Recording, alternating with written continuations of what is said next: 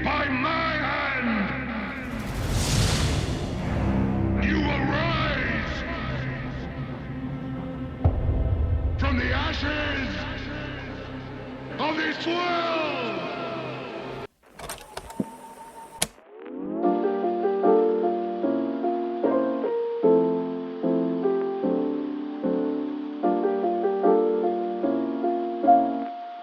Hello, ladies and gentlemen. Welcome to Film Fries, where myself, Matt, and my co-host Tyler. Hello. What was the rest of it? I had a complete brain fart.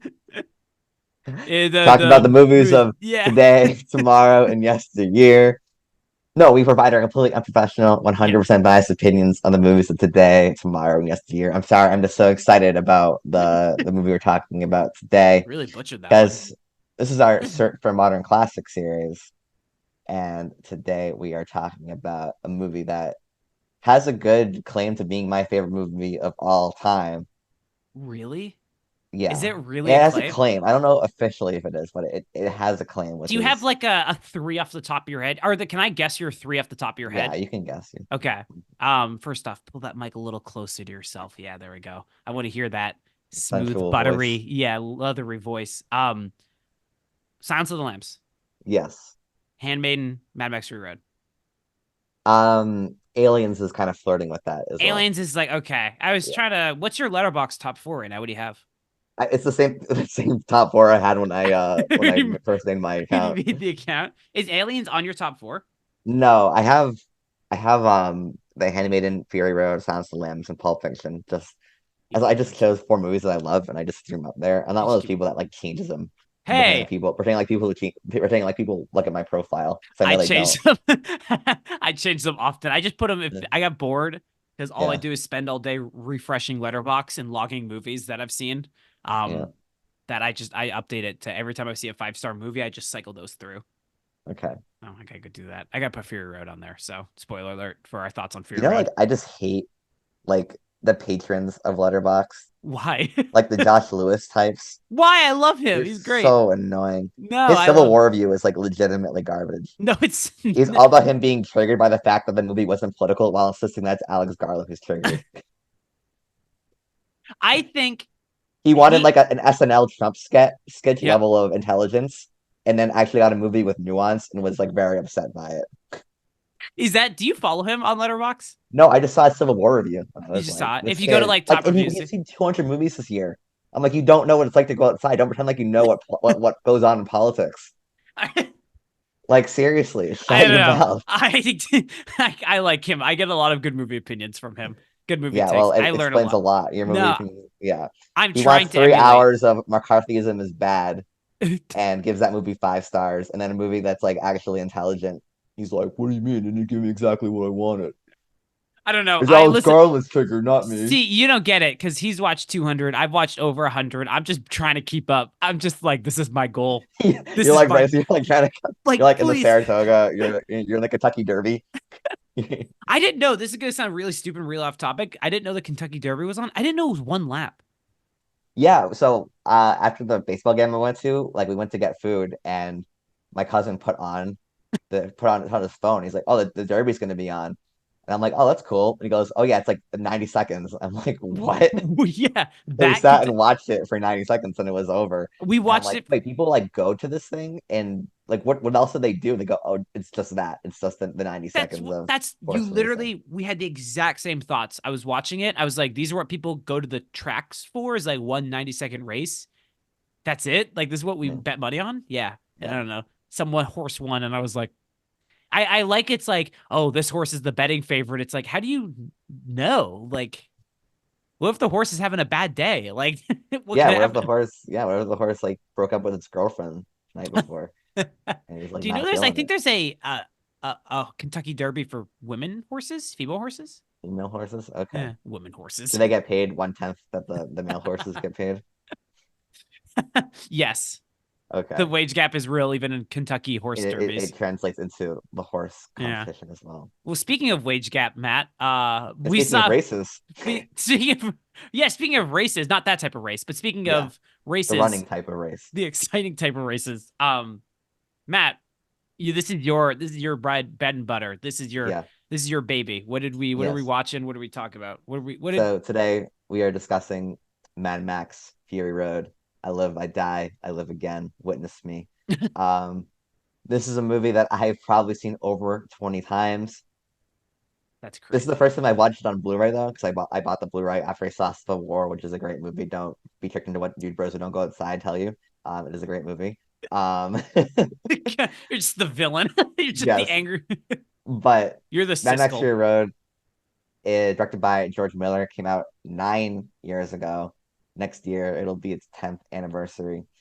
It's sort of the movie that represents like it's kind of like two aligning of the stars really, where it's like one alignment is the fact that the movie got made Yep. and looks the way that it does.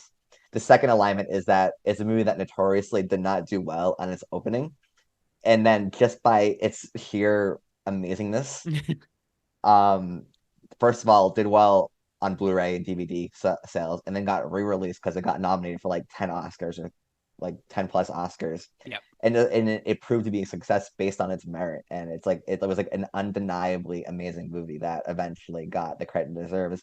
And now, in less than 20 days, we're getting a sequel. We're not a sequel, but we're getting another Mad Max movie Yeah. directed by George Miller. This one being a prequel, a Furiosa prequel. And so I've seen this movie multiple times.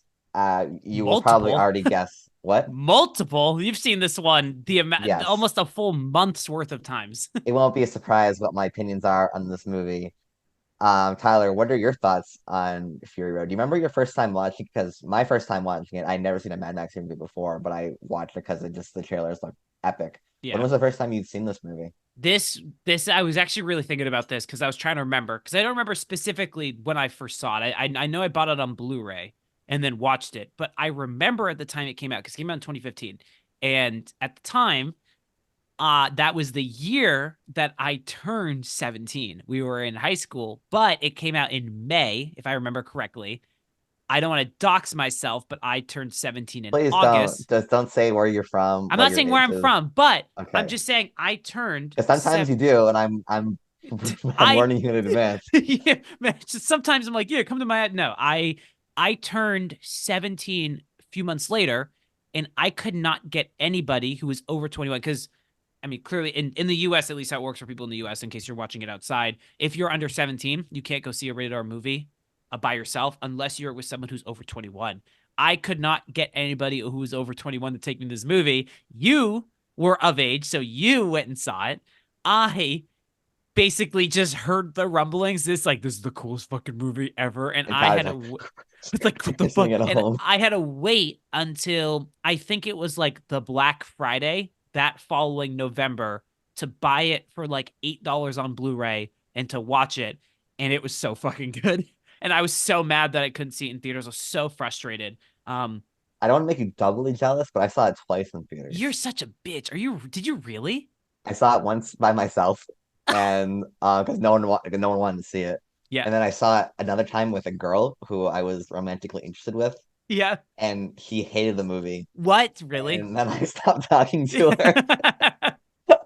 Yeah, fuck her. She can't recognize taste. She sucks. You saw it Yeah, twice, man, you bastard. yes, that's how much I was just floored by this movie. And I know a lot of you are like, couldn't you've just snuck in? Yeah, obviously, but I was scared. I didn't want to get in trouble. I was He a was goody. 17 years old, I wasn't even. I was 16. I could drive. I couldn't go see it. 16 years old. Yeah, Yeah, this movie rocks. I mean, it's I've seen it, I think 3 or 4 times now at this point. And each time I watch it, especially this time around, my thinking is always, man, it's kind of disgusting how good this movie is, and I'm kind of ashamed that I don't watch this once a year, if not like once every 6 months, just to appreciate the pure like visual splendor that is on constantly on screen, and just am constantly blown away by this. And every single frame, every single shot is stupendous in some capacity and fascinating to look at. And yeah, this movie rocks. Like, what do you think? Clearly, you love it. So it's a movie that I just, no matter how many times I see it, there are certain emotional beats that always hit me. yeah, Um, and it never ceases to lose its wow factor. yeah. And I'm going to read a quote by Steven Soderbergh about this movie Oh that I hell think yeah. kind of encapsulates just how amazing it is. And so I don't remember what context this quote was in, but he said regarding Fury Road, I just watched Mad Max Fury Road again last week, and I tell you, I couldn't direct 30 seconds of that. I put a gun in my mouth. I don't understand how George Miller does that. I really don't. And it's my job to understand it. I don't understand two things. I don't understand how they're not shooting that film. I don't understand how hundreds of people aren't dead. Yeah, yeah, yeah. That's maybe the coolest quote I've ever heard. When did And he Steven when did he say Soderbergh is that? like one of the most prolific filmmakers of our generation, and Yeah, he can't understand how 30 seconds of this film can be made. And George Miller was 70 yeah. when he made this movie. It's not. How old did you get to watch any of the behind the scenes, any of the featurettes on the I Blu-ray? watched like the I watched like all like the crashes, I think it's Yeah, called. Like yeah, when they just had like all the unedited, no CGI showing of the everything flipping and yeah, being blown up. yeah. And then I watched the one where they're like talking about all the individual cars. Yep. I watched that one Yeah. too. Yeah. And just like the amount of crap that goes into like one car that you see for 5 seconds before it explodes. Like they Yeah. have names, they have like the artist like put so much thought into like every single car. Yeah. It's just a movie that like sort of along the lines of like a Blade Runner in 2049, where it's like where so many of like the blockbuster movies are just so soulless nowadays. You don't understand how this movie got to be made the way that it was. Yeah, there's a couple, and I wanted to talk about that. Maybe we can talk about that a little more detail in terms of like where it stands amongst not just action movies, but blockbusters as a whole. But watching these featurettes, the biggest thing that took away is one, I love the way they made these things where they had someone talking in a chair and behind them was just the practical cars.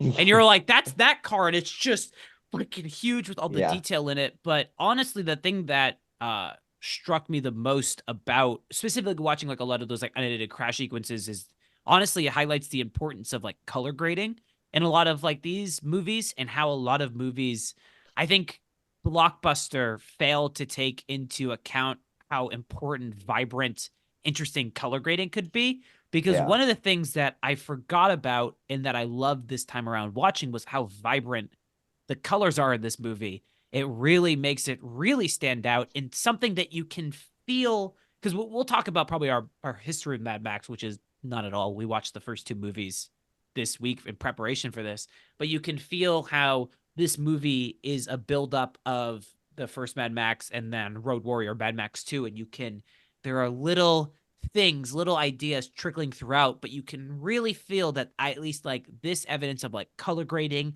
and pure magnitude of scale has just been a vision that's been building for what Mm. when the first one came out 79 I think off the top of my head. Yes. Yeah, Yeah. it's astounding. 79 was Mad Max, and then 81 was Road Warrior. Yeah, that it is a genuinely stupefying piece of filmmaking that we are clearly not the only ones. I mean, this is a staple of 21st century modern filmmaking. We will talk about again that more in detail, but yeah. When Steven Soderbergh write that quote? When did he It say must. it? He said it recently rewatched Fury Road, so I imagine it was probably around the time that it came out, like 2015, That's 2016. nuts. That's nuts. That's so crazy. And even though like you can obviously debate that it's like not the best action movie, at least of the 2010s or maybe of all time, I'd have a hard time thinking a movie had like from like an action spectacle, like Yeah. what movie could possibly Yeah. beat this? Where There you're it like you can watch this movie over and over again and just be like, how did they film this? Yeah, there is again, I know this is the sporadic nature of this movie, which in also thinking about it, it's also not that chaotic of a structure of a movie. It's actually pretty I forgot how simple it was too, but I mean, my balls were in my stomach that final third action set piece where because they have this in Mad Max 1 with the pole vaulters when they start Yeah. they vault onto the cars in Mad Max 1, he does this too, where they're going back and forth, and Max is on like the side of the car, and he finally gets around, and then he gets picked up, and he's dragging all the way down.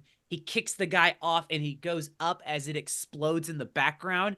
And I was like, and the music is like, and you're just like, Yeah. you're like, this is the The music coolest. that is in the movie as This, well. Like they're yeah, actually playing the songs in the yeah, movie. yeah, and you're just like, this is the cool. It's one of those moments where, I mean, I would have paid like if there's a way I can see this in theaters, I will go see it in theaters I day hope with one. like the 10-year anniversary coming up that they'll re-release. You would think they would re-release it for Furiosa, considering Yeah. how dire box offices are right now. I don't know if you've seen anything with like the news, the budget, the box office returns of The Fall Guy. Have you heard about Did that? it fall in the box It office? didn't do great. I went and Okay. saw it. It's a fun summer action movie with Ryan Gosling in it. You would think that, and it's heavily marketed. I mean, you've seen these trailers everywhere. Yeah, yeah. And it's opening to less than $30 million, Oof. over like $150 million budget. And there are reports that it could be more. But like, I would think they would release it, but I would do anything to see that moment on the big screen. Just magnified IMAX, blare it, Just blood. just to see like that sweeping shot of like of Morton Joe's war party ending with the with the guitar, which not only is it a guy riding a guitar, but the guitar shoots flames. The shoots flames. Yeah, it's Like awesome. that shot alone, like there's like 20 plus cars that Yeah. all look insane riding around the desert, and then there's also a guitar man shooting flames out of his Yeah. guitar. Yeah. It's Yeah. How crazy. do you film that? How do you come up with the idea to do that in the first place? This is like the super thing that's interesting because I don't want to jump like we should talk about first Mad Max because this I want to ask about that. Like what'd you think of because like how do you think of this? What'd you think of the first Mad Max in Road Warrior? Because I kind of know your thoughts on Letterboxd, but Yeah, so I had never seen Mad Max or The Road Warrior until neither this have I. week. Which is funny because I'm such a huge fan of Fury Road. I finally, now that Furiosa is coming out, like I'm gonna watch these movies just to get an idea. Yeah. And weirdly enough, like Mad Max, the first one, has been on my mind a lot. We interesting. Okay. Yes. It's not as impressive as Road Warrior, Yeah. but like I like how it shows because like I feel like because we've endured this recently with COVID, like it's the fact that times are changing and like you can't go back. I mean, we fortunately have been able to go back to the way things were. The new Yeah. normal is no longer the normal. We're Yeah. back to normal society, Normal. but like Yeah. yeah, quote unquote. Like the idea that like society is dying and it's not like it's not like in like a nuclear apocalyptic way, just something as mundane as there's no more oil and it's like things like that the cops like, oh, Max, just go take a vacation with your family, like Yeah. that attempt to like do the things that you used to do, Yeah. and like that shot of the wife at the beach with her dog, and Yeah. it's like such a normal thing, and then inevitably ends in tragedy because like things aren't the way they used to be anymore, and Yeah. you can't do that anymore. That movie has I've been thinking about a lot, and then with Road Warrior, like the fact this movie came out in '81 just blows my mind. Yeah. Um, I didn't realize how much like a lot of the shots in Fury Road, like with all like the war parties and stuff, all like going down, like all that stuff is in Road Warrior as Yeah. well. Yeah. Um, it's very impressive. A lot of the stunts there are great.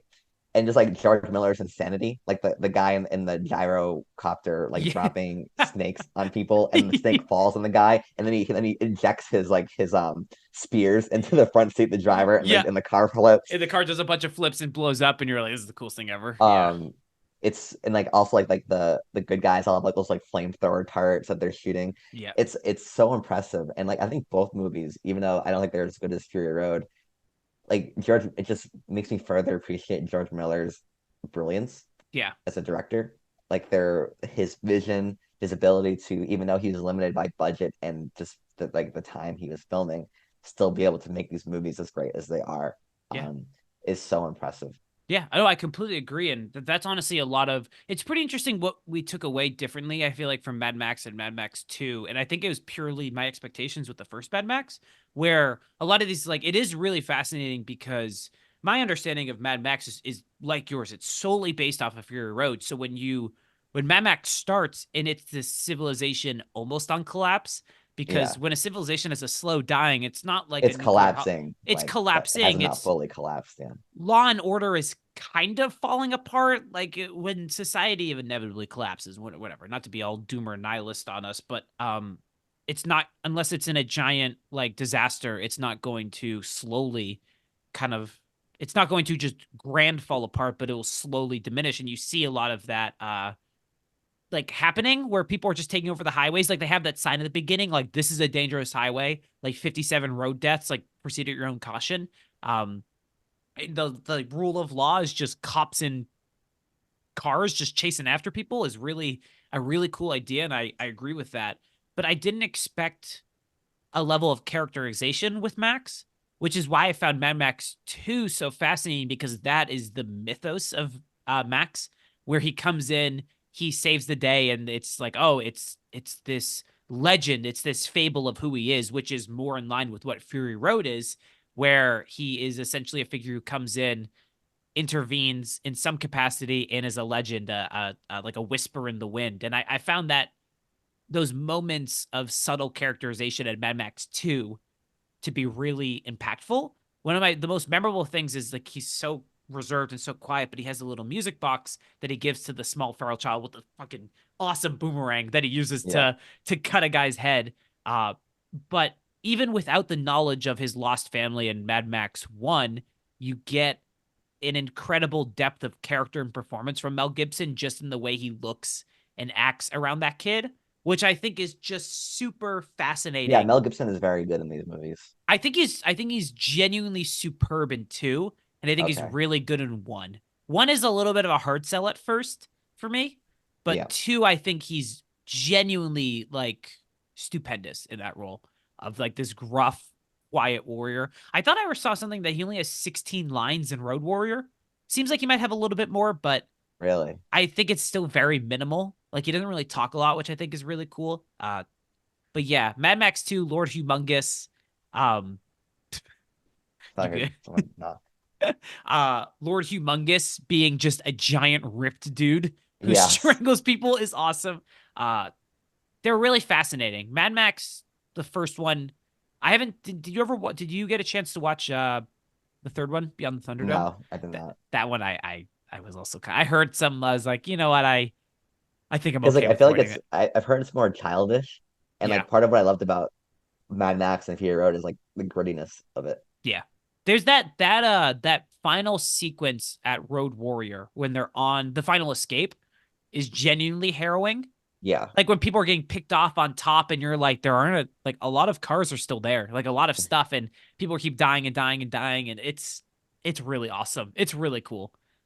Yeah, and the stunts there are also like how did he film this stuff? Even Yeah. back then, it 1980s. blows your mind. People definitely died. So But going no, that back, one guy who flips, yeah, that was in the like special effects. He didn't mean yeah, to. that was a mistake, Yeah. and he like almost died from that. That's great. I saw that. I saw that, I didn't know that, and I was watching the featurette, and they're like, "Yeah, well, nothing's gonna top." And George Miller's like, "Yeah, he accidentally clipped his. That's why he goes limp. Is he just limp Yeah, to survive, basically?" yeah. Ah, that was great stuff. So So it looks like a dummy kind of yeah, like it looks like a fake body, but no, he had the wherewithal to go limp. because they do It- that. They do this. They have a lot of dummy effects. They have that. I think it's a practical effect in 1, and it's in Fury Road. The dummy with the eyes popping. yeah, Yeah, they have that in there, and man, that's some good shit. But back to Fury Road. Fury Road rocks, absolutely rocks. it is.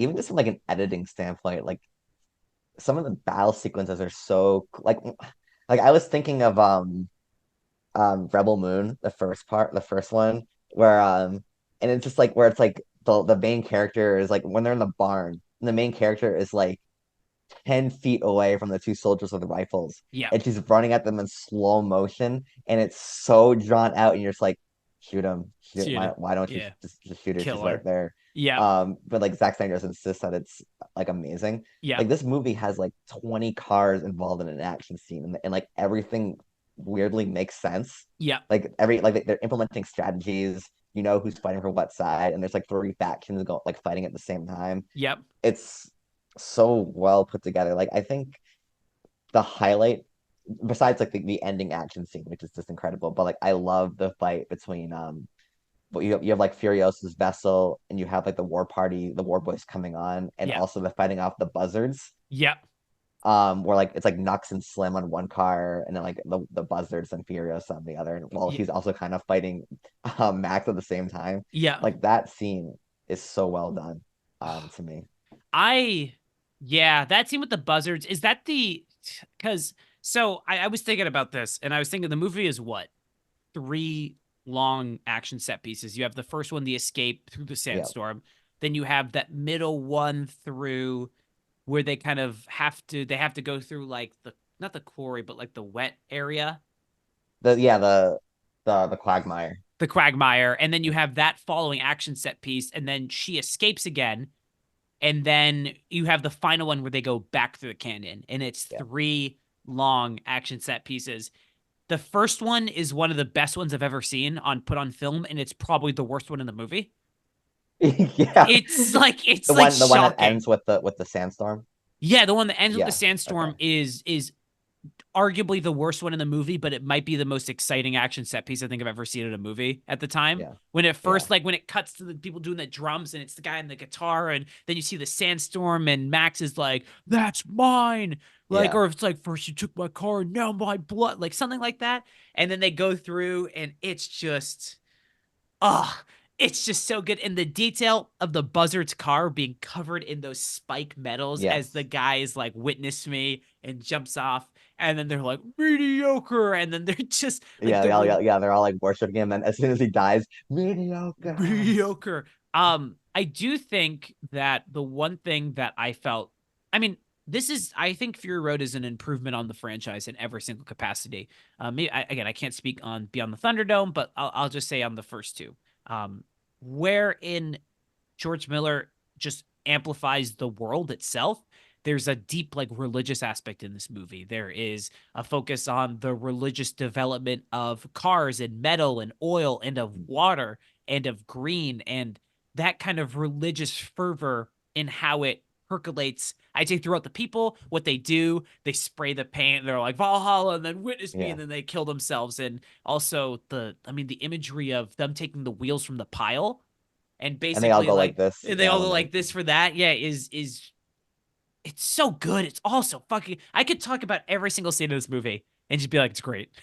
I think when I first watched this movie, the moment I realized it was something special was at the end of that first chase scene where they go into the sandstorm, Yeah, and like when you see like the heart like where the twister's going, and yeah, like it just goes vroom, like it yeah, feels so epic. yeah, And like when that one car of War Boys gets sucked up into it, and like everyone just looks terrified. Like Max looks, he's like holy crap. yeah, And like Furious looks too, and like the movie just um it never glosses over its own epicness. Like, yeah, when you see like a Marvel movie and it's like 20 billion spaceships fighting and like nothing matters. yeah, Like this movie understands like the magnitude of like if this happened in real life, if you were in the situation, like you get to like make the moment feel as epic as possible. yeah, And it works there. And I just love I like the sort of like dry humor of when Nux is about to kill himself, yeah. and then it cuts to Max. He's like, Yeah, just he's like, yeah. He like picks the wheel off or yeah, and yeah, he boof, boof, and he breaks it in, and yeah. I also but like the callback. He had that little bit of dry humor where he's like, "Oh, he's gonna shoot off Nex's hand," and he just shoots it, and he's like, and the next shot is yeah, him yeah, yeah, just it's a picking them dud. all up. Yeah. Yeah. It's so okay. So I have a couple different questions for you on this one. Okay. What'd you think of Tom Hardy in Charlize Theron and the performances in this? Because So like yeah, infamously they hated each other on yeah, set. The shooting of this movie was a disaster. yeah, Like I think where they filmed in the desert, like it hadn't rained in decades, and then it happened to rain like while they were filming. I think they were like way over budget, but because yeah, they were so isolated that George Miller just kept going. yep. They were Because yeah. he's like He's he's like like nobody don't can. don't answer any calls. They're they're like George. Where is George? And like I think he's in Africa. We don't know. We Yeah. can't locate him. And then I think like Tom Hardy like at like a big film festival like publicly apologized to George Miller, saying Did he like there's really? a clip of it where he says like I didn't understand your vision. Like I thought Really? this movie was going to be a failure, and I didn't understand what your vision was, and I sincerely apologize I because have to. I'm gonna. I actually may try to find that and intersplice it in this okay, audio I because I'm yeah very I think curious. I saw the clip like years ago, but Okay. he like apologized publicly because like I guess they were at odds as well. And Yeah. then when the final product came out, and everyone's like, "Holy crap!" Like Yeah. Tom Hardy like had to like was like, "Yeah, I was wrong." I suddenly got what George was talking about, actually, because for 7 months, I think the most complicated piece for me, or the most frustrating thing for me, or the hardest part of it, was trying to know what George wanted me to do at any given minute, on a minute-by-minute basis, so that I could fully transmute his vision. But because he's orchestrating such a huge vehicle, literally, in so many departments, and his signature is on every single detail of that, And because the vehicle is, and all the vehicles are moving, and the whole movie is just motion. There was no way that I realized, and I have to apologize to you because I got frustrated, and there is no way that George could have explained what he could see in the sand. Well, I mean, you watch those behind the scenes featurettes because one of the more impressive ones is right off the bat. I mean, you've seen this, I think you've seen the same ones I do, but how much they storyboarded this, like every single frame of the movie in some capacity was storyboarded. And I know that's a pretty typical practice for movies, but then to have like that opening set crash sequence where Max eats the lizard, the two-headed lizard, drives away and immediately crashes like there's a barrel, like, and to see that behind the scenes, I don't know how anybody could have doubted this man. Like I imagine behind the scenes where they're like, Matt George, there's just too much dust. Like we are in the desert. I guess see Charlize Theron seeing like 30 like spiked cars all in a line. She's like, what is this? Yeah, what the fuck is this? And she has one arm and it's metal, and she's just like, yeah. A lot of really, this is what I'm really curious about with Furiosa. Do you know how long Furiosa is? 2 hours and 20, I think. I think it's 2.5 hours. Which, by the way, I'm okay. I'm fine with it. Yeah, I'm completely this is gonna be the fine last with it. one. Like, let's just make the most of it. But no, he has another Mad Max movie set a The year Wasteland. before Fury Road. I think he wants to do it, which just I guess keep giving this bad movies. But the really impressive thing is if you watch this, I think you pick up on a new detail every time. I mean, even the small little stuff of like the chastity belts that Immortan Joe makes his brides, or I think does he call them brides? What does he call them again? He calls them his property at one point. His property is like, that's my property. Yeah. That's really good. But like the chassis belts has like the spikes underneath, like the little teeth there. The fact that like one of them turns at the end and like, it's just all, or the detail where the one who's pregnant dies, and you can like, he takes out the baby and he's like, it would have been a boy, and he's like flopping it about, and you see like the baby and you're like, holy shit. Yeah, it's all really great. I like the guy with the ammunition guy where he gets blinded and he's like, farm guy. I am the scales of justice. Yeah. And he's just put the torch closer to my eyes. Yeah. It's right in front of your eyes. He's like, I can't see it. I'm the skater's just like, yeah. Then he just dies. What stood out about you on the 20th rewatch? I imagine every detail. I think if you were to be a character in Fury Road, you would have been Furiosa's assistant, who is just like, where are we going, ma'am? And she just doesn't respond. She's like, okay, sure. And he's like, where are we going? And she's like, are we taking a detour? And he's like, all right. And then he gets shot in the face and dies. I mean, the first second he starts to question authority, he goes, wait a second, and then he just dies immediately. Or I would do, honestly, there's a lot of like moving car hopping. I'd be like, and like just fall off the car and just move. You when the guy who took the spike to the eye is going to jump, and then you trip and you fall sideways and you blow up your own wheels. Just mediocre as they all blow up. Yeah. I'd like to think I'd be the guy on the drums. I wouldn't even be the main guitar guy. I'd just be like a background guy. I'd be the backup to the drum guy. Oh, the Furious. There's just so much little detail, like in the final fight when like even like the hand-to-hand combat and like the shooting stuff is really good. Like when he's fighting the two guys, one guy's the chainsaw and he grabs the guy in front so he gets chainsawed instead. Yeah. And like people getting shot like in the cars and like all like the blood squibs coming out. It's It becomes very this movie for the first, I would say, 90 minutes is like a loose PG-13. And then the final action set piece, people just start getting chainsawed, and you're like, what the fuck? And again, spoiler for a 9-year movie, but like Immortan Joe, I forgot. And this is what I'm really curious about with Furiosa, because I know Hemsworth, I'm pretty sure, is playing Immortan Joe. But No, Immortan Joe's in the movie. In the trailers. I thought Chris Hemsworth was playing Immortan Joe. Like the early version. I could have sworn there's a shot with Chris Hemsworth and Immortan Joe both in it. Am I dumb? Hold on. Furiosa. Is it a different actor playing Immortan Joe? Oh, no, you're right. He's playing Warlord Dementis. Yeah. I didn't know that.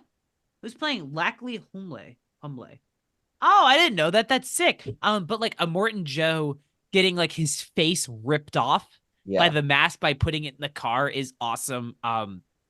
There's a lot. I keep saying there's a lot, but it's like a little bit of an overwhelming like degree The to break biggest down. flaw with the movie is that we can't do it justice by doing a podcast because it's just like remember this, remember that, remember Yeah. this, and like even describing it doesn't compare to what it's like to be putting on film. Like we could say, oh yeah, people are on stilts driving in and out of cars, Yeah.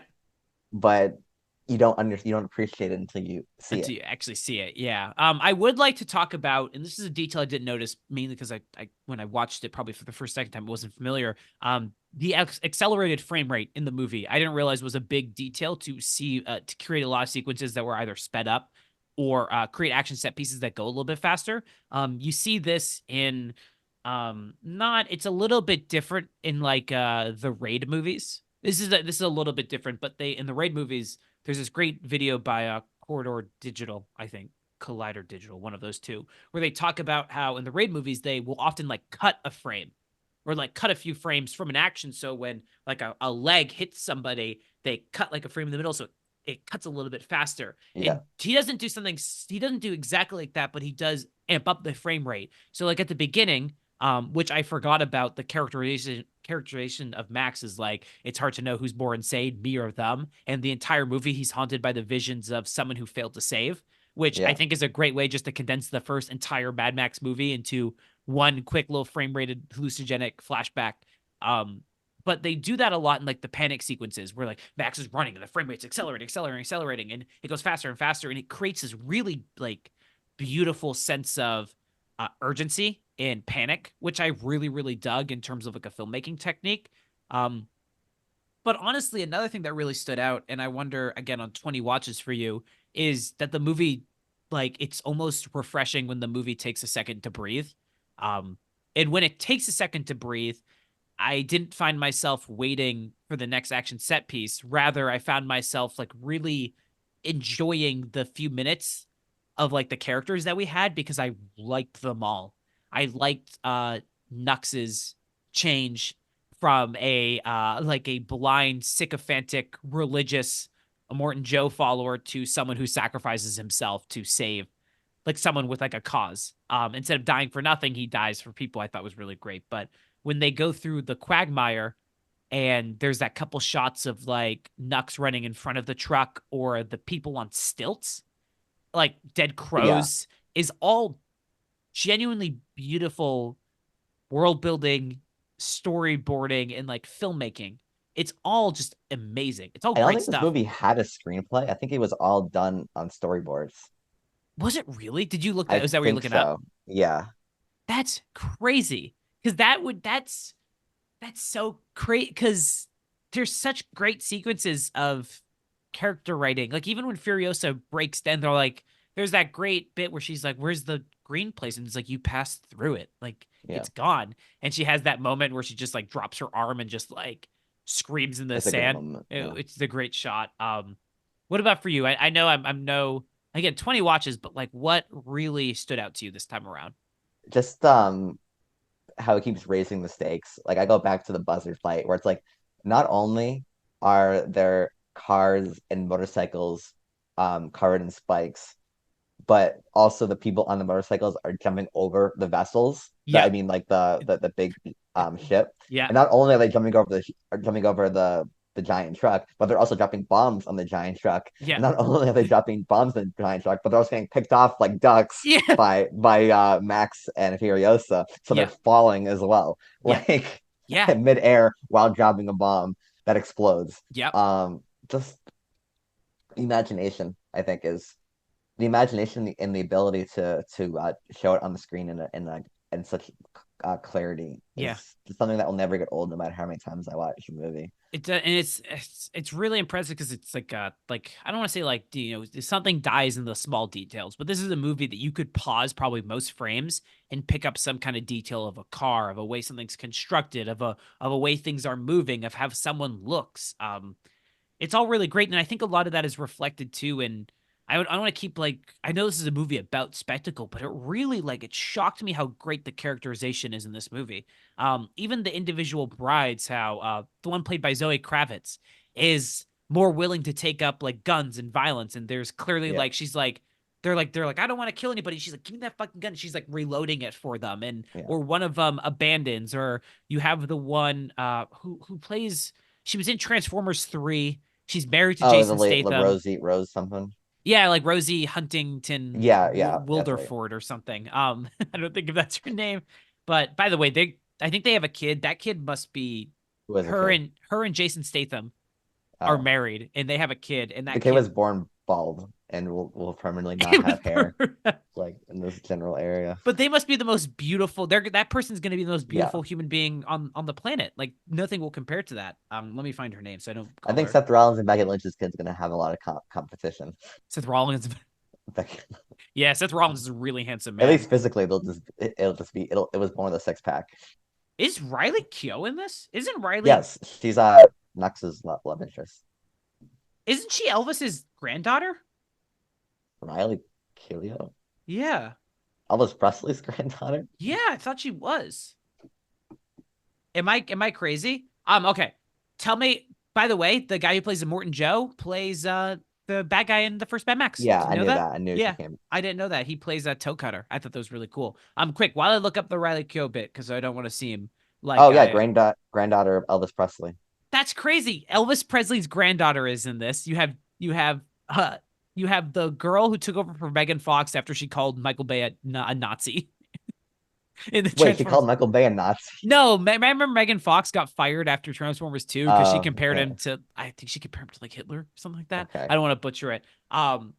What'd you think of Tom Hardy in this? I'm curious. And Charlize Theron. I think I don't know, because I love Tom Hardy. Like he's one of my favorite actors. And like I like his performance. I think he's good. You can tell he thinks this movie is a mess and it's not going to be good. But like I feel like when he doesn't give a crap, Yeah, it sort of elevates the performance. Like he's funny in this movie. Like a he lot of is. the physical stuff he does The is constant funny. like when he's Yeah. like survival, like a mad dog, like trying to just escape Or constantly. like when is he's great. chained to the car and Yeah. he's like like he sells insanity very well. And Charlize Theron's just a professional. Like even if she thought the movie was a disaster, she's still giving a very good performance. Yeah. And even though like apparently they had disagreements on the set, like the scene where he's trying to save her life, like I bought into. Yeah. Like when she's dying. Yeah. And he's like, giving the blood. He's like, it's Wax. My name is Wax. Yeah, I thought that scene was really good. Yeah. I love the scenes like when they're working together, like when they don't have a scene where it's like we'll begrudgingly respect each other. Like they just know they're both like trained. Yeah. They both are competent. Yeah. And so like they're able to work together. Yeah. Which I love. Very quick. As soon as she realizes that he's not gonna kill them, and he just wants, as soon as she realizes he's just a person who wants to survive, she's just like, all right, he's not gonna kill us. And he takes all the guns and he's like finding guns. He's like, he's just doing that over and over again is great. I got choked up this time when Nux dies. I'm not gonna lie. Yeah. What's the actor's name? Nicholas Hoult. Nicholas Hoult is so good. He's so fucking good. He's good in most movies. I'm excited because I know we're gonna do like X-Men First Class and stuff like that. Yeah. Like First Class, it'll be really interesting because like there's so many actors that like define the 2010s that are in that movie. Like Zoe Kravitz and him are both in this movie and in that movie. Zoe Kravitz is in First Class? Yeah, she's like the wings. That's Zoe Kravitz? Little witch. Yeah, I think so. That's no way. Lady. That's crazy. You know, I didn't know that was, this is going to sound really stupid, but I did not know she was Lenny Kravitz's daughter. You know there's a video of Lenny Kravitz powerlifting at 60? Yeah, and he's ripped as shit. He's in his tight leather pants. I part of me thinks like they filmed that for 3 seconds and he collapsed like right after. It's like the oh my God, still doing that at 60 is impressive. crazy. It's like the Mike Tyson when he's gonna fight Jake Paul as a allegedly boxer. they signed like a there's like there because I know for like all the Paul fights there's like all the fighters sign something where they're like, oh, we can't actually hurt him. Yeah. Allegedly they like this is like a sanctioned fight, and so Mike Tyson's like allegedly is actually gonna beat the crap out of him. This is like I don't want to dip too much from Mad Max Fury Road, but I just need this is like the dumbest professional fight I think I've ever seen. This is Jake Paul is what? 30? Late 20s? No, Logan is 29, so I think Jake is like 28 or something crazy. Jake Paul, American YouTuber. He's 27. This 27. man was born January 17th, 1997. And he is going to fight someone 30 years older than him. Yeah. That is the dumbest thing I've ever seen. If you win, there's a lose-lose. There's no way. If you win, you're like, yeah, you beat up a man Who's like 60. who in 3 years is of the age. This is gonna sound bad, and bear with me on this comment for a second. But in 3 years, if he dies, he's no longer of an age where you go, oh, he died so young. Like, he's at an age where you're like, it's like we're in the ballpark. You have entered the That's like the stadium. Louis C.K. bit where it's like, it's like what he said, like, oh, when someone's like in their, when someone's 30, they die. Yeah. You go, oh, Yeah. when someone's 70, you go, oh, yeah, okay. Yeah, that's it makes sense. I don't know if I want to be compared to Louis C.K. bit, but yeah, like he's 3 years away from us being like, well, yeah, he's taken a lot of hits to the head. That's not surprising. Yeah. Not that I want that. I just want to clarify, but that is a lose. And if he loses, that's just more embarrassing. It's like you But lost. like I saw like a video like comparing like the trainings of Tyson and Jake Paul, where it's like Jake Paul's doing a lot of like social media training where he's like flexing while the girl's punching his Yeah, Mike abs and things Tyson like just- that. And it's just Tyson just like annihilating bags. And it's like I'm not an expert in boxing, but like people in the comments are saying like even though Jake Paul's been boxing for like almost 10 years at this point, Yeah. like he telegraphs all of his punches like in his feet really Yeah. well, whereas Tyson is just like is still even at 60 or whatever. Yeah. Like you don't know when he's gonna throw a punch if you're not a pro boxer. Yeah. It's Um, crazy. And he's also, I mean, it's just like Mike Tyson still like for our generation, like I don't want to like it's not like a joke, but like he would murder us. Like he'd kill us. We'd Yeah, stand no chance. Like there's no no. reality in which he'd punch me and my head would Looney Tunes bounce like go against the wall. Like he'd punch it off. Like I just can't be it. I just don't. I'm But gonna like watch it's it. like I think the worst fight was the Logan Paul versus Merriweather fight where like Oh my clearly God, yeah. Merriweather couldn't do anything. So he signed a contract. He signed something earlier where it was like Yeah. we're gonna shuffle around Yeah. and do nothing. But it's like because I work in high like some like as a high school someone like as a high school teacher. It's like all like this the kids cannot stop talking about Jake Paul fights, and I'm like, these things are rigged. I don't Like know if they it's rigged. I just think it's like they're just not interesting. He faced yeah one like boxer and lost. And now he just fights old men. like he fought like scrub boxers like when he first started out who Yeah. like were obviously not supposed to actually fight him Yeah. in like the way they would normally fight. Yeah. And it's like and yeah all like each of his box office like didn't they like wasn't like his fights last year like really low, like no one cared, I thought which he is why he's after probably fighting Mike Tyson in an actually sanctioned fight because he needs the publicity. I wonder if it's like I remember he fought that oh my God, it's one of the Fury guys, the younger one, the British one.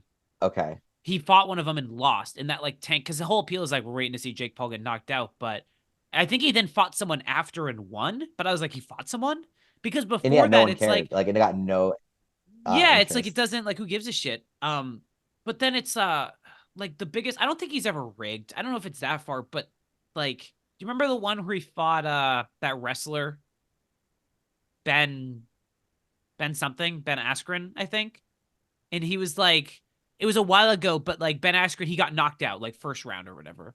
And he's Yeah. just like, because it's the biggest payday he'll ever see. Because UFC fighters are notoriously underpaid. It's a really like fucked up Yeah. organization. It's pretty ironic that UFC and WWE are together now because both of them treat their workers like contract employees and treat them like shit. Yeah. They don't do a I think great W job. wrestlers make more money though than Oh, they definitely do. But like, Yeah. yeah, but UFC fighters make fucking diddly. Yeah. Compared to the amount of revenue that UFC as a company brings in. And But WWE pays for when they go to like AA because they- they get different subsidies because they don't have actual health insurance. yeah, because and then in the ad their bodies are broken down and beaten. But Yeah. Ben Askren gets knocked out, and at the end he's just like clearly just like that was the easiest like 4 million I've ever made in my entire life. He's like, I Yeah. do not give a fuck. He did not Yeah. care. No. Yeah, but Do you think he took a dive? Do you think he I don't think if he took a dive. I just don't think he gave a shit if he lost. I think there's Yeah. a difference between like purposely falling and like he got knocked down. He's like, who cares? He's like, who gives a fuck? I made a Yeah, I lot of got money. paid. Doesn't Yeah. matter. Well, going back to classic fights in movies, my final Yeah. point is outside of all the car chases on Mad Max Fury Road, the smaller stuff is kick-ass too. The hand-to-hand fight with Yeah. Max, the brides, Charlize Theron, and Nux, where they're like kind of working together, Nux and Max, but they're like using the chain and they're back and forth. Then he does the thing where the gun, he has to load it, he loads it with the side and boom, boom, boom, real quick in like a quick second. Love it. Is Yeah. beautiful, beautiful stuff. Yeah. Again, I think we can just keep going till the end of time. Like, the Yep. scene's great. This is awesome. This little detail's amazing. I think it's time to discuss Yeah. if Mad Max Fury Road isn't. Wait, you had a bit you wanted to do. I did. Well, Does okay, this so interfere with the modern no, it classic doesn't. type This thing, is or- exactly this is the part. So in the search for modern classics, there's a couple movies where obviously like the whole point of this is we decide like, hey, is this a movie that we think is going to be a classic? It's either already a classic by the time we talk about it now, or we think something in 40 years people are going to look back and be like, that is a staple, a definitive movie of its time. Most of the movies we talk about are pretty much like we're bordering on like, yeah, there's a couple that we've argued before that kind of like The Irishman is a movie Yeah. that is a beautiful, incredible movie, but is it necessarily representative of the best of Martin Scorsese has made out in post 2010? Probably not. That's probably Wolf of Wall Street. Even At least like from like a public yeah, standpoint. perception. Like, Like I would probably argue Irishman's like a better movie than Wolf of it's Wall Street. it's definitely an interesting conversation. But yeah, I to can't have. argue that Wolf of Wall Street obviously has way more name value. Yeah, and we've done yeah, exactly, and we've talked about this before with like Park Chan Wook's like Decision to Leave. Where Yeah. are you watching The Sympathizer, by the way? Yes, I Is it am. good? It's very good. It has Okay. like a 7.1 on IMDb, and I'm like, what are people watching? This That makes is awesome. yeah, I gotta watch it. It How's has Robert obsession Downey? at 9.5 because people scream at each other in rooms and nothing gets resolved for 55 minutes. But a movie that a show that actually has a plot, like Is it there's no screaming. Why are they screaming at each other Yeah. about abortion and drug abuse every single scene? is that what Succession Um, is? It's just Yeah, it's okay. awful. It's so Um, bad. Well, with typically these modern classics, but I feel like we haven't done a lot of genre movies, specific genre movies. We've done Iron Man, which is arguably a classic, because it launched the MCU, and we did The Last Jedi, which we did primarily not because it's a science fiction Star Wars movie, but because it kind of pushed forward a lot of internet It discourse shapes film discourse for the worst. for the worst forever. It added so much credibility to like the grifter YouTube channels. Yeah, And now the grifter YouTube channels define film criticism on YouTube. they absolutely do. And I'm trying to think, were there any other genre movies that we covered? Even if I pull this up real quick. Ex Machina, I guess, is kind of sci-fi. Licorice Pizza, Yeah. Wind River, The Irishman. Nothing really like that. But this is, I think, the true, like, I'm interested in this one. I think, obviously, yes, it's a modern classic. Like, I think you were in agreement, too. This movie's a modern classic, definitively. But I think it's a modern classic, not just for the quality of its movie and for what it's been for the last 9 years, but even if you frame it from the context of major blockbuster action movies, spectacle movies of 2000s and on, I basically just I went on Letterboxd and I basically just got a ton of the movies. Like I didn't get a ton, but I got just like I just want to read them, and you can just like click be like, is it better or is it not? Like, hey, Okay. does this compare in terms of spectacle? Real quick, the first one I did, obviously, if you're thinking of like major 2000s like spectacle action movies in terms of talent, in terms of stuff, you have to put in the John Wick movies 1, 2, 3, and 4. I know I would argue that 2 and 4 are probably the ones that are closest to this in terms of pure stunt spectacle. 4 being the closest. I would say that 3 has Have you seen the 4 crazy, yet? like with the dog sequence and everything. Like there were some crazy stunts in that movie. Have you seen 4 yet? I've not seen 4 yet. You just have to see 4, and then I Well, I think would say 3 is more than 2. Like I didn't think 2. I thought 2 was you thought 2 fine. I think 2 holds up better than I think you would realize. Okay, maybe But- I'll rewatch. But 3 has incredible stuff. I mean, it has the stuff on the bike, has all that. But I mean, if you're thinking about that, but I think Mad Max Fury Road is better than those movies, than the John Wick movies. I would say. I mean, obviously, I would say it's better. Yeah. But like, I can't like objectively say that it's better. Okay. You know? And then the other one is Mission Impossible movies. I would think especially Yeah. 4, 5, 6, and 7, where it's really an emphasis on spectacle. And I'd probably Yes. put Fallout as being the biggest, like, holy fucking shit. And I'd probably put Fallout as the closest it comes to capturing the feeling I had watching The Fury Road. helicopter sequence at the end is like balls in your stomach. Yeah. When he falls, when he's like climbing up and he falls and it's in that different camera that they just strap Yeah. Tom Cruise to a wire and put him Yeah. under a helicopter is nuts. I Even put like the Rogue Nation, like him holding on to the plane. Like it's like I don't remember like any fight scene from Zack Snyder's Snyder cut of Justice League because it's all the CGI nonsense. Yeah, it's But all like I nonsense. remember Max going up on the swing thing. Yeah. And I remember Tom Cruise holding on to the plane because it's that realness to it makes you like grips your attention. Yeah, that guttural feeling. The Sherlock Holmes, Robert Downey movies are not good, but they're two like major action movies. Yeah. I had Master and Commander, not an action movie, but really Master and Commander is interesting. Like because I watched that last year. Yeah. We should talk about that one day. Those like filming at sea. Yeah. Like I can't imagine how much of a headache that crap was. Yeah. Because that movie is incredible. We should talk about that. I want to do Master and Commander. We should definitely do Master and Commander. I have a lot to say. That movie is phenomenal. It's phenomenal. I know you don't like this movie, but The Man from U.N.C.L.E. Not Guy Ritchie movie. I don't remember. I barely remember anything about that movie. Ambulance. Yeah. Ambulance is fun, but probably in terms of spectacle, I mean, it's interesting. I had the raid in 1 and 2, but I would say probably raid 2 in terms of like that end kitchen sequence where you're like, this is the coolest thing I've ever seen. Even like the car chases in raid 2 were incredible. Incredible stuff. Yeah. Edge of Tomorrow, I thought was a lot of fun. Yes. Yeah. Top Gun Maverick. I still haven't seen that. It's a lot of spectacle. I've seen that 3 times. Really great. Okay. The Chronicles of Riddick movies. Thank you. Yes, we are here. Give it to us, Vin Diesel. Then the XXX movies, I guess. Snowpiercer, I put up there too. Yeah, Snowpiercer is good. You could even put Old Boy on there for the hallway sequence. Yeah. I put a couple more Guy Ritchie movies like Covenant. I thought was fun. Yes. Wrath of Man was hit of 2023. Was the Covenant? Yeah, Wrath of Man. I had Elysium. Yeah. Yeah, I had that one. You have Chappie as well. Chappie. Sorry, Chappie did not make the list. That's my bad. I will now quit. Okay, yeah, that movie makes Fury Road look like just like pales in dog comparison. shit. Yeah. I have any of the Liam Neeson action movies, but specifically Nonstop and The Gray. I think both rip. Nonstop is that's the plain one, right? That's the plain one, yeah. Yeah. Great shit. I had The Guest I put on there as like a fun action movie. The Killer. Yeah, The Killer. Yep. I just put any Tom Cruise movie that he's been making recently. Yeah, he's The Mummy. The Mummy too.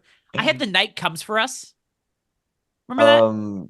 That's a Liam Neeson movie, right? No, it's that. It's by the guy who made The Raid. Not the guy who made The Raid, but it's the people in The Raid. With yes, it's uber violent. Yeah. Yeah, I saw that. It's like The Raid, but without any of the taste. Yeah. It's just pure, but it's like fun at the same time. Yeah, I remember the guy in the apartment who just holds off like 40 people and just murders them all. Yeah. Train to Busan. I have Train to Busan on there. Okay. I have the Crank movies, which I think are fun. I could not be bothered with those. Okay. I have the Star Trek movies, the J.J. Abrams, even though people Mm-hmm. don't fucking like those, and I don't give a shit. I think they're fun. Yeah, they're awesome. I have Dread. I'm the law. I know you haven't seen this, but RRR is a really great from India. Yeah, that movie. I just put Marvel superhero movies. Upgrade. I didn't put Upgrade. Upgrade's a good one. Yeah, that's a good find. I put Prey in comparison. Yeah. I put the James Bond movies, Casino Royale, Skyfall. The other ones. The other ones. The other one. I put the Monkey Trilogy, the Planet of the Apes. The Monkey Trilogy. I love those movies. I've been rewatching those too. Did you rewatch the War for the Planet of the Apes? I'm gonna watch that later today. I watched that last year. It's amazing. Matt Reeves is. Dawn of the Planet of the Apes is so fucking good. Are you seeing the new Planet of the Apes? I'm going to. Okay. Do you want to see that? I could be convinced into seeing it. Okay. We'll figure that out then. We'll see. Because Okay. I'm leaving, but I have a chance to see it on Wednesday for an early screening, and I'm like, Monkey. You can ask Olive. I have been nonstop talking about this for It's been fucking early screening. We're not famous enough yet. Olive's theater near us. I won't say where. Okay. Does like Thank God. instead of Thursday, they do a Wednesday night screening. I saw Fall Guy on Wednesday night. Is she working there? No, they just do it Oh, for they public. just It's do it. pretty Okay. crazy. Okay, so then I had Train to Busan. Yeah. I had then the Extraction movies. Extraction 2, that prison sequence is pretty cool. Oh yeah, yeah. That Yeah. sequence is awesome. You put Equalizer.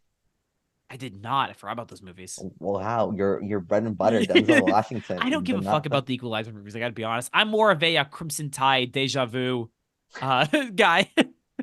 I have Atomic Blonde or Bullet Train, both kind of mid movies. Atomic Blonde was the most disappointing. What's like one of the most disappointing movies I've ever seen. Yeah. I have the Fast movies because we kind of have to put those in. Fast 5, 6, 7, 8, 9, 10. I was and thinking 11. it's crazy how like Fast Five had like one like incredibly tasteful scene, like the Paul Walker tribute, like Yeah. where everyone Fast university is 7. like that was really great. Yeah. And they've survived in that one scene Yeah. for the past 15 years. Yeah, they have Like, the really. remember the Paul Walker scene? Remember when we all cried and it made $1 billion? Now just keep it fucking going.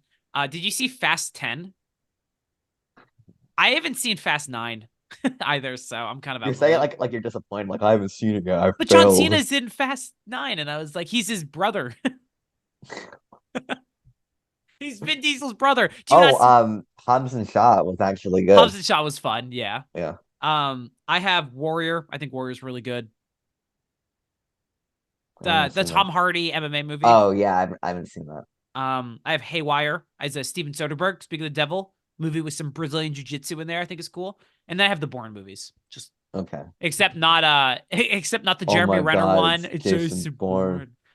Bourne. I accept not that one or the Jeremy Renner one because no one gives a shit about those. Any other ones you could think of? Any compare in any capacity to Mad Max? I again, like what movie has a flamethrower guitar Exactly. in it? You know, What spectacle? Exactly. I mean, I think in terms of what you want, I love Fury Road for the spectacle, but I also love it for its world, like its crazy sci-fi world building as well. So yeah. I don't think just purely from like a directing standpoint, like who could accomplish what Miller accomplished here? Yeah, exactly. Like yeah, who could have? I don't think it can be compared. Well, that's my question too. Is like who can make this movie? And like that's why I'm so excited for Furiosa. My also final point about this being modern classic is movies like this don't get nominated for Oscars. The Academy does not sit down ever and is like, "Yo, this shit's awesome! Yeah. Like this is really cool." It was so cool. It got 10 nominations. And I want to read the nominations real quick. It won 6 of them, all below the lines. But I wanted to read you because it got nominated for cinematography, directing, and best picture and visual effects. Those are the main ones to me. It won, I believe, costume design, film editing, makeup and hairstyling, production design, sound editing, sound mixing. That's 6. Yeah. So this is what I was curious about because I want to read these through. And this is why it's like, I think it's also a modern classic is we can look at these nominations and be like, it probably could have won some of these. So let me just scroll down on my little app. It should have won Best Director. No movie directed. Like, are you kidding me? Exactly. So visual effects. These are the nominees. Star Wars: The Force Awakens, The Revenant, The Martian, Mad Max Fury Road, Ex Machina. Ex Machina won. For what? What was it? Screenplay? Visual effects. Visual effects. Yeah, screenplay. Okay. I mean, Ex Machina's a killer screenplay. It does, but yeah, Ex Machina won. The next one is what did I find? Where was it? This stupid fucking app. Best Picture. I'm just scrolling on the app. Yeah. Here are the nominees. Room. No, I'm good. Revenant, The Martian, Brooklyn, Bridge of Spies, The Big Short, Spotlight, Mad Max Fury Road. There is an argument it's one of like the 2 or 3 that could have won. There is a real argument. What movie, like exactly, like puts the balls in your stomach, like okay, so realistically, I was looking at this. I was like, what am I cool? If it won Best Picture, I'd be like, fine. I do really love Spotlight. I'm okay with it winning. I knew, and then let it happen. I like The Big Short. I'm fine with it. I like The Martian, and I like The Revenant, I guess. Yeah, but it's Mad Max I like Bridge of Spies as well. Really? Would it help? Would it help? That's an odd. That's Like I thought it that, was fine. Like it was good. I didn't love it, but I thought it was decent. did you know that it was not nominated for Mad Max Fury Road for original score? Nuts. That is that is literally insane. That's literally insane. Ennio Morricone won for The Hateful Eight, by the way. That's a good score. It is a good score. I remember Quentin Tarantino, like he accepted it for the Golden Globes because Ennio Morricone couldn't stand being in the same room as Tarantino. So Really? he hated Tarantino, and Tarantino was like, he won his first award for my movie. My movie. And you're like, all right, all right, guy. The final one, directing, and this one is like George Miller. I think should have won. Yeah. Spotlight, Tom McCarthy. One, right? No. Oh. Room, Lenny Revenant won. Abrahamson. Yeah. Yep. Mad Max Fury Road, George Miller. The Big Short, Adam McKay. Revenant, Alejandro G. Iñárritu. George Miller. Okay. Like, The Revenant is a really well-directed movie, but, like, looking back on it now, give that fucking thing to George Miller. Well, I mean, that's the thing. It's like, should we be bitter because it's not like George Miller's about to have like a huge movie coming out in 2 weeks, and what is Iñárritu making? No one cares. Like I that's thought he the thing. was gonna make a movie with Tom Cruise. I thought that was like a thing. Yeah, but remember he had a Netflix movie that like literally no one knew Oh, about. I watched in preparation for our Birdman, Yeah. and I made it. I think 8 minutes into it, and I was like, I'm good. Like no one, like I mean, people kind of remember The Revenant, but it's not remembered as Mad Max Fury Road is remembered. Yeah, but you like, should we care? And I do think this movie not winning does add a part to its legacy because we can look back now and be like, why? Like Yeah. it's clear that this movie is the one of the best. But I also like I wish it was recognized. Like I just wish it was acknowledged. But I feel like it's recognized, like its recognition is grander than like an arbitrary award. That's Like, fair. you know what I'm trying to say? Yeah, that's fair. I get it. Oh, I forgot about the Avatar movies. Everyone forgot about the Avatar movies. Do you see those ever? There's another like, it's a girl, but like I loop her into like the film bro. Yeah. Like Letterboxd accounts, like Patreon Letterboxd accounts, where she gives all those Avatar movies 5 stars, and I'm like, who? You're not watching the same movie I'm watching. Who is this person? Name is like the River Jordan or something. I just followed that person on Letterboxd. Really? No joke. Yeah. Wait, hold on. I no joke. I literally just followed them. The River Jordan right here. That's the movie. Yeah. Check out her Avatar reviews, and you'll feel like she watched it from a different movie. The reason I followed this person is because there's a movie that came out called La Chimera with Josh O'Connor, who's fucking incredible in Challengers. And I was like, I want to see La Chimera, but they're also doing a Paul Schrader marathon right now. So they're doing a lot of Paul Schrader she's doing movies. Paul Schrader. She's watching a ton of Paul Schrader. Yeah, so I was a big fan. Oh man, what is it? The Avatar fucking Way of Water. The movie's fine. It's fun. I don't remember any Avatar of it, 1 is decent. Avatar 2 is just like... You saw Avatar 2? Oh, you gave it 2.5 stars? You sat through that. I did. I'm so proud of you. Let's see. The River Jordan, 5 stars. That's bold, dog. That is a bold review. What did I give it? I gave it 3.5. I gave it 3.5. Movie's 192 minutes. I saw it in theaters. Yeah. Don't laugh at me. I watched it on HBO Max like a civilized human being, where I could pause it and then do something else in my life. Oh man. Well, this was fun. Matt, so it's clearly a modern classic. I don't have any arguments against it. Put it in the fucking top echelons of the movies we've ever talked about on here. It's with the lobster. It's with the lobster. They're inseparable. Those two are the greatest. This movie fucking rips, dude. I love it so much. I could just see myself rewatching it every year now. And we are gonna see Furiosa. I have a feeling we'll see Furiosa and probably record an episode on it. We got to. Do you know when tickets will be available? Because we have to see it at that nice theater, which I'm not going to name because I don't want to. But like in IMAX. Does that nice theater have IMAX? Weren't we gonna see? I don't know. It must, right? We saw Dune 2 at that theater. No, we saw it. We saw it at my closer theater. I mean, where we saw the Iron Claw. Oh, I am not sure because there is an IMAX specific theater near there. I'll take a look at that. I'll see if we can because it's the Friday the 24th, right? Yes. Can you see it on that Friday or Yes, I have it. I have it. That day is saved. Yeah. I told Zara that there will be no activities that Yeah. day. Women, go away. This is for you and me. Time for men to be men. Meant to be men as we watch Chris Hemsworth with nipple clappings. Right? Yeah. Anya Taylor-Joy. I will not be looking at Anya Taylor-Joy. I'll be looking at a shirtless Chris Hemsworth. You better be in every scene and you better be naked in at least 5 of them, or I am going to demand my money back. That is a beautiful man. Do you see the promo for their dude? Those two are like, when they stand next to each other, I'm like, there's no way that we are of the same species. Those are like, those are beautiful people. I know, y'all like you feel like you got the bad end of the gene pool when you look at them and Exactly. you're like That fucker. her dress to the one of the premieres, like she's like covered in arrows. Yeah, so it You was see really that? cool. Yeah. Yeah. I was like, good for her. If I looked like them, I'd be a prick. I, You'd be so I, elitist. I'd be so elitist. I'd be like, you can't tell me shit. I look like Chris Hemsworth. And alas, I am a 5'9", normal looking male. Chris Hemsworth. I'm a 5'6" semi-normal looking male. You know, we could get surgery to make our limbs bigger. Really?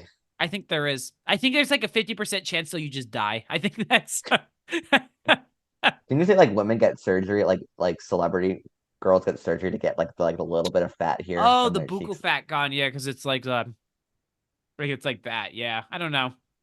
I think a lot of people are doing that. Like the guy from One Direction did that. It was pretty bad. Austin Butler looks like he did it. Really? I don't know. His face He's is very thin. he's a handsome guy too. He's very handsome. Yeah. Real quick, did you see the Megalopolis Adam Driver little clip? Oh, is there a trailer out for it? It's like a little clip. It's just like a 2-minute clip. How's it That look? it looks pretty interesting. It's literally just Okay. it looks like it's literally just Adam Driver on a building. Just being okay, so this is not a spoiler, it's a 2-minute clip, but he's like, time stop. And he just that's it, and that's a clip.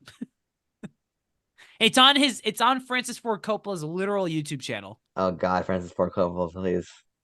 Just make it a solid 7 out of 10. That's all I want. Yeah, it's this thing right here. It's right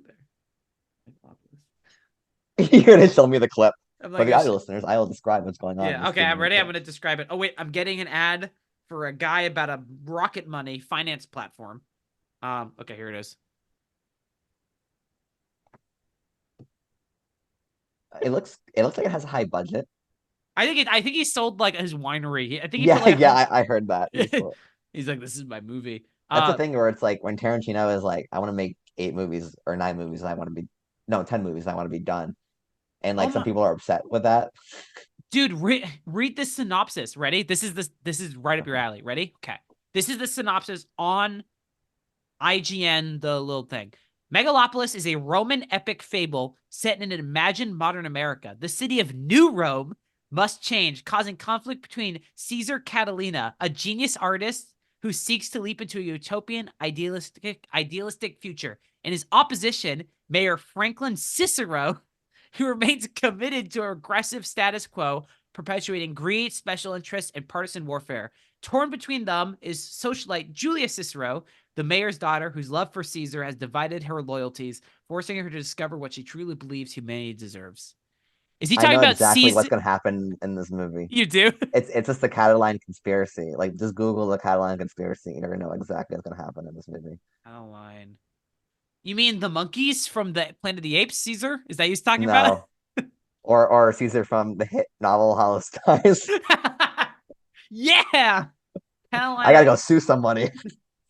Was an attempted coup by Lucius Sergius Catalina to overthrow the Roman consuls of Marcus Tullius Cicero, yeah. Cicero. Okay. God, if that's actually true, that'd be sick. It's just gonna be a modern day retelling of the Catalan conspiracy, I'm assuming. Which is a good story. It's a very interesting let me tell you what happens. Give me a quick summary and then So Catalan they attempt a coup and it fails, and then Cicero but depending on the legend, like he either orders everyone's execution or he personally strangles Catalan himself, that's awesome. which is you're not supposed to kill a Roman. Like Romans can't kill Romans at the time, Yeah. or it's like considered to be it's like apes can't kill apes. yeah, exactly. It's like an Yeah. understood law. So like Cicero loses all of his credibility. Yeah. So it's gonna be something to see where like Cicero in this movie is gonna strangle Catalan, and then like Caroline will lose, but Cicero will lose all his credibility at the same time. Interesting. That's Oh, man. yeah. Okay. Well, when we'll see that movie and we'll either be like, this movie fucking sucks, or you're When's it like, coming out? Is it a summer movie or? I don't think it has an official release date because he's having a hard. I think it was picked up by the same company that distributed Anatomy of a Fall, which is sick. Okay. But it's a French company. It's premiering at Cannes Film Festival, but it does not have distribution because it was screened to a bunch of distributors and like people, and a lot of people were like, "This movie fucking rocks," but this movie's gonna make no money. It It's rocks, but it's gonna make no money. yeah, a lot of people like a lot of the reactions after the screening were like, we don't know what to do with this. Like, Is it like 3.5 hours long or something? it's Is 2 it long? hours. Oh. Oh, that's also what I want to talk about. I forgot about that. Yorgos Lanthimos' new movie is 2 hours Yeah. and 45 minutes long. Ugh. Yeah, I thought too. And Megalopolis is like a little over 2 hours. You know that Kevin Costner Part 1 Horizon movie is 3 hours long? Yeah, I didn't fucking know that. I found we can't escape the long movies. But Yorgos 2 hours and 45 is like the most I'm willing to put up with. If it was 2 hours and 46, you would say no. Yeah, nah, I can't do Yorgos. it. I'm gonna walk out Yorgos 2 hours in. Yeah. But it's Jesse Plemons Emma and Stone Yorgos and teaming up. Yorgos. Yeah. Like, what more could you want out of life? Yeah. But at least Megalopolis isn't 3 hours. Unlike Infurious is 2.5. The Monkey movie's 2.5. The new Monkey movie is 2.5 hours. Why? Dawn? Oh, okay. Dawn of the Planet of the Apes in Rise of the Planet of the Apes is the crispest hour 45 ever. Dawn of the Planet of the Apes is like 2:10 and beautiful. Isn't War like 2.5 hours? Yeah, but it doesn't feel it's like. Okay, I'm probably gonna watch that then. Matt, do you have any other final thoughts to say about this? This is a really good episode. I had a fun time talking about I had a this. fun time as well. Yeah, a lot of tangents. A lot of tangents. Surprisingly, no mentioning of Tales of the Flower Moon this episode though. I'm so proud of you. Oh, there it is. Yeah, I managed to overcome it. There it is. I think it's the best movie all time. I've gone to anger management classes, and Martin Scorsese just saved America. That's Saved all I'm America. gonna He say. did it. I have Josh one. Lewis is right. I have one more I question. just watched 200 movies in Yeah. less than 200 days. I like his reviews. We should have Film Bros run America. If he ever it'd sees be this, such a better place. if he ever sees this in like 2013, I was mad because you didn't like Man of Steel. But now I've moved past it. I respect it. When I was that age, I could not process the fact that people did not think that was the greatest thing since sliced bread. But now His podcast, like the Patreon, makes like thousands of dollars a month. Yeah, it's like cool genre movies. I'm actually kind of curious to see because I think why can't we make that money? We actually have hot takes. We don't have hot takes. Yeah, we do. We spent 10 minutes talking about Mike Tyson and Jake Paul fights. Well, I have hot takes about 2023 movies. Oh my god, what? Like what? I've already said them. I'm not going into it. Damn it! I was hoping I could get your anger rants. Well, if anybody ever gets this far, hi, thank you. Yeah, why would you get this far? We will be back. I don't know. We'll figure that out. At some point. Yeah. We're hitting like a busy 2 weeks for us, so we'll figure that out. Yes. Yeah. Busy 2 weeks. We don't even have like anything on the docket. We don't have anything on the docket. We'll plan it out. I'm not here on next Sunday when we typically record, and then next Sunday you're busy. I won't dox why. Yeah, I know you were about to say. I'm just yammering to tell people our personal information. Listen, my social security number starts with a letter between a number between 0 and 9. Yeah. Yes. It literally has to. What if it just doesn't? What if it starts with like a 38 and that's the single number? Well, I mean, it starts with a 3. No, it's the joke. Like they condensed the two numbers into one. Oh no. It starts with an @ symbol for no reason. Yeah, for no reason. All right. Well, this was fun, Matt. You're the only social security number that is all emojis. They're like, we don't know who this is. What does it mean? Off the grid. 3 of them are the eggplant emojis, just putting out that energy in the world. Followed by the peach emojis. The squirt emojis. Yes. Who is this man? Peaches All right, and this is Sprite. off the rails. We gotta cancel. We gotta Okay. stop this. All right. Thank you guys for listening. Matt, did you like my Mad Matt? It's great. You won't get this. Matt, I ask you when Challengers comes out on Amazon Prime, please watch it. That's all I'm going to say. Oh, that's the movie where where people pretend like Zendaya is a good actress, right? Nah, she's really fucking She's good actually in it. good in it. Genuinely really fucking good. Is it coming out on Amazon? It's an Amazon Prime and MGM movie. Oh, so it will be on it Amazon for will free. be on Amazon Prime. Yes, Okay, for free. sick. It's like what Saltburn did, where Saltburn was an Amazon MGM production, I'm pretty sure, and then was on theaters and then. But please, it's like she's really fucking good in it. Like it's because she doesn't play her. She I won't spoil it. She's really good in it. Okay. Well, thank you guys for listening. That's This how has been excited fun. I am to Yeah. Challenger. You're in for a treat, man. You're in for a treat. Okay, I'm going optimistic. Yeah, and Josh Connor is the actor who's in it, and he's really hot in it. So if he's available, all of who? Didn't need to know. Josh You made that O'Connor. same joke on Letterboxd. I did because I thought it was funny. So here it I'm is. glad Again. someone thought it was funny. Nobody liked my review. No, you liked my review. Thank you. You're so sweet. Okay. Thank you guys for listening. This has gone off the rails. It's been a really fun episode. You can find us everywhere. I don't really care. And fuck you and goodbye. Wait, how do I stop recording?